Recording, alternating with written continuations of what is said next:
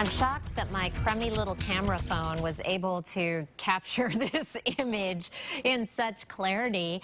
But this was the scene on the fence at the dog park today. And this is what we call hoarfrost. And it was spectacular, really coating every surface across the region. Hopefully you had some of it at your house too. It certainly brightened my day, sparkling out in the sunshine. And this is what hoarfrost is. First of all, we had fog, water vapor in the air, cloud essentially, and with frost it freezes to the surfaces. Basically that fence was clearly well below freezing, as well as the plants and everything else that had frost on it, and that water vapor goes straight from a gas state to a solid state. It is a process called deposition. Now, you'll notice occasionally that with that hoarfrost, it may be just on one side of the fence and pointed in a specific direction.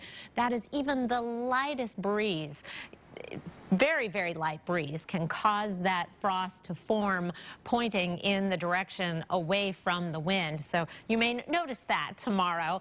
Even though our winds will be light, there's just going to be a little bit of a northeasterly wind, and sure enough, those spikes were pointed to the south. It's so very pretty when we see it, and usually after a few days of fog where there's a lot of moisture in the air, we can get fairly thick hoarfrost over surfaces. Satellite and radar right now, we have some big changes in our weather pattern. We're bringing some clouds up from the south, just some high and mid-level clouds that may be drifting through from time to time tomorrow.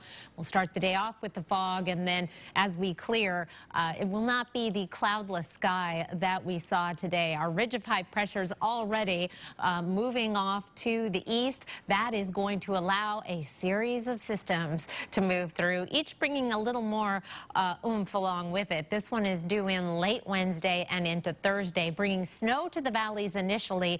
Not much accumulation, however. We may wake up with a half-inch on the ground in Spokane Thursday morning, and then a mix of rain and snow during the day on Thursday. Here's your 7-day forecast, and our high temperatures will be above freezing once that precipitation starts. So again, we're looking at a mix of rain and snow, maybe just flat out rain once we're into Saturday and Sunday. In the mountains, however, it's going to be piling up in the form of snow, and with overnight lows below freezing, we could still have some slick morning commutes ahead. I will update you as we get closer to time. Alyssa?